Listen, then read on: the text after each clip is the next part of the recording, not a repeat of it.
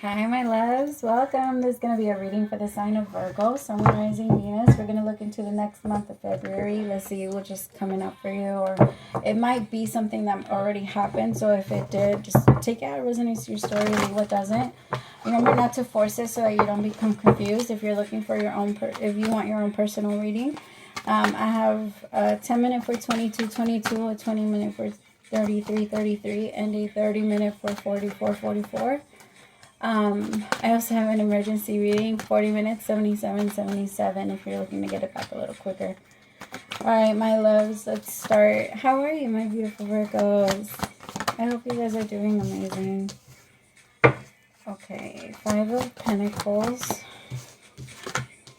2 of Swords. No, sorry, not the 2 of Swords, the High Priestess.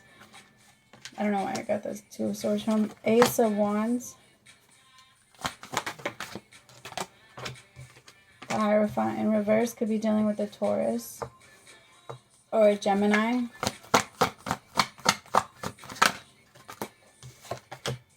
Seven of Swords. Solar plexus chakra.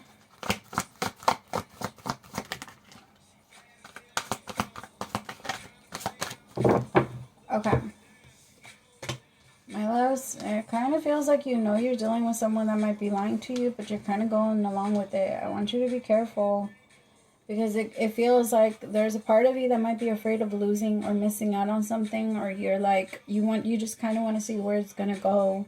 But I feel like, and there's a part of you that believes you're in control of it, but I feel like this person is in control.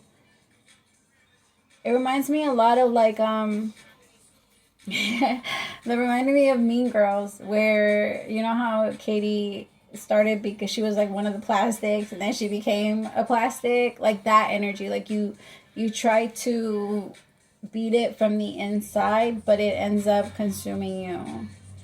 It ends up turning you into something that you don't want to be. It ends up like, I just feel like maybe it's something you already feel has happened. It could be a relationship where you just feel like maybe someone just brought... Of course, we have to make ourselves responsible for our own actions and our own, how we respond to certain things and certain people. And we can't just say, oh, well, this happened and it made me act like this. So because I acted like this happened. Like that's not how it works. We have to 100% be accountable for the actions that we decided to take. And it kind of feels like it's owning up to a lot of those things, and maybe it's also owning up to how many times. It's just like kind of realizing that your mistake isn't allowing this person in, because I feel like that's what it really feels like it's in, I tried to beat you. It's like I was trying to, but I don't know, there's just a part of you that's like, I can't beat you at your own game. This is your game, and I don't want to play anymore. Because this person is very selfish, and I feel like it's like when you tried to get into it with someone that, like in a word battle with the Libra. Like, holy shit, will they come attacking for the fucking... They'll come for the jugular. Those motherfuckers say the worst things. They know what to say to, like, make your skin crawl. And to make you feel like you're the worst person in the world. Like, they know what to say to you. And it kind of feels like that. Like, it's like getting into it with someone that shuts down a lot of what you want to be. A lot of what you see in yourself. Because it feels like you feel like you have to follow them. You feel like you have to wait for them. You feel like you have to stop and make decisions based off of them. But I feel like the universe is actually trying to remove this person from your life for that reason. But you're not letting them go. It's like, you know how, like, in that part of Mean Girls, I don't know why this keeps coming up. Maybe this person does have some Regina George energy.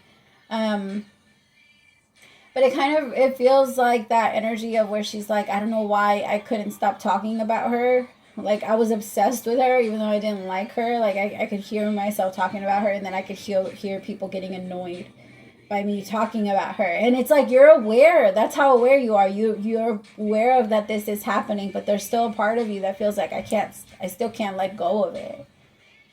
Because I have wisdom in reverse, and I feel like there's a part of you that like, even people might tell you, maybe you even asked for advice already from your spirit team, and they've already said that it's time to move on because this person doesn't know how to.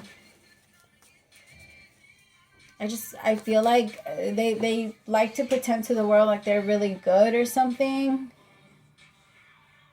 But it's like they always have a mask. This person has like they always have a mask. They're very secretly manipulative. I think that it's like that person that everybody thinks is really nice, but you really see the truth about them type thing. That's what it reminds me of. All right, tell me about financial material changes.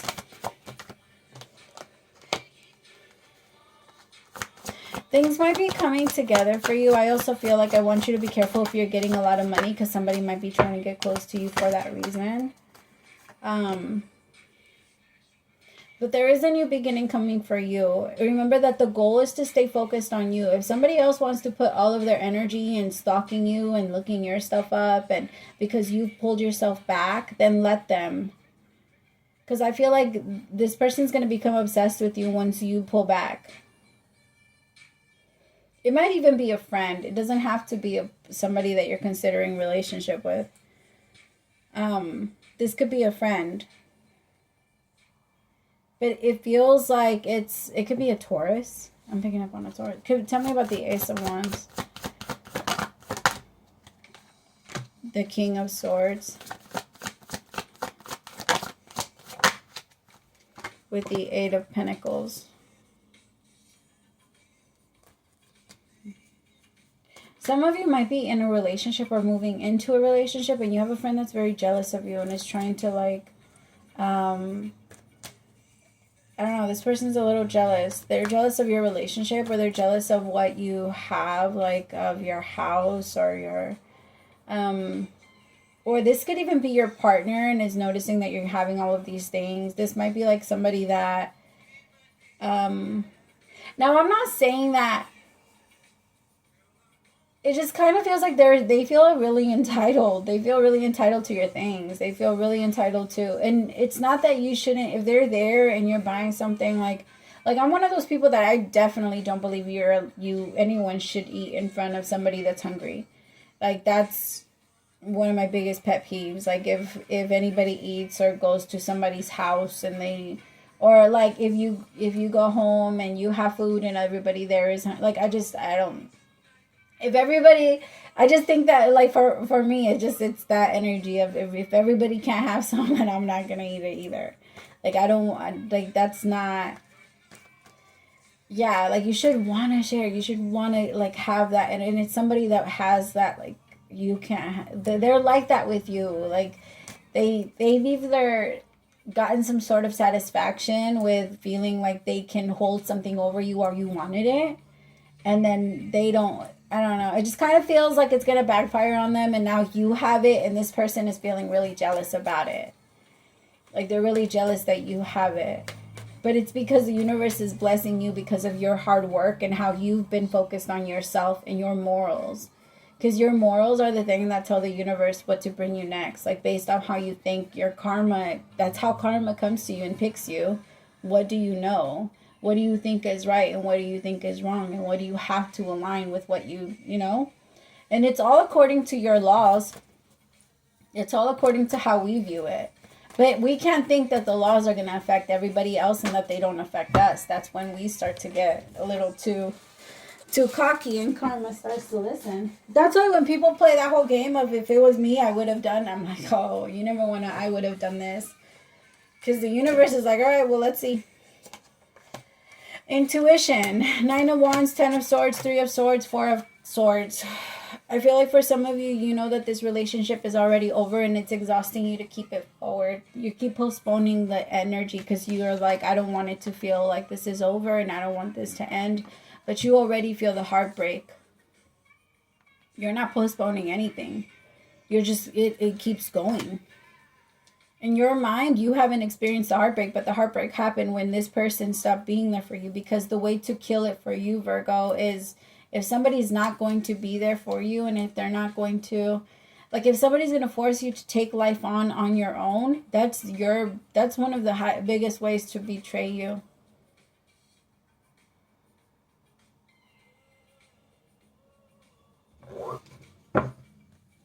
I just feel like there's a part of you that knows it's time for you to move on and leave this behind.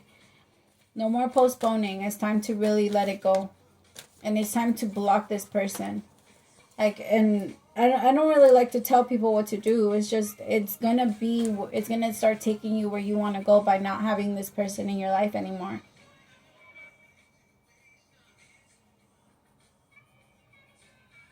I just feel like when it comes to this person, you ignore all of your wisdom. You ignore your intuition all the way. I have solar plex chakras. Solar plex chakras it is where the intuition lives. And it's our gut feeling is what tells us what to do. It's our second brain. We have to protect it. For some of you, it's time to start eating more healthy so that you can listen to it and hear it. Some of you might need to do a quick fast so that it can go back to resetting itself. Fasting is it's medicine to the body. Now, I'm not saying everyone can do it, so of course, talk to your doctor before you do that. If you're thinking about doing anything like that, right, with your body, you check in with that part first. But I do feel like it's necessary for you to start taking yourself more serious, so that then other people can take you serious too. Because that's your biggest pet peeve, is when people don't take you serious. But Virgo, when you don't take yourself serious, it shows the world that. And then people think that it's okay to fuck with you. Tell me about passion ignited. There might be another situation too. Could be a Capricorn that comes into your life that ends up waking some sort of passion up inside of you. It does feel like it might even be a new situation, a new relationship. It could just be a brand new life, but I feel like if you keep dragging this with you, you're not going to have the space and the freedom to be able to enjoy this new beginning. Because you're going to be attached to that ball and chain, and you can only move as much as you are able to pull it. That shit is exhausting.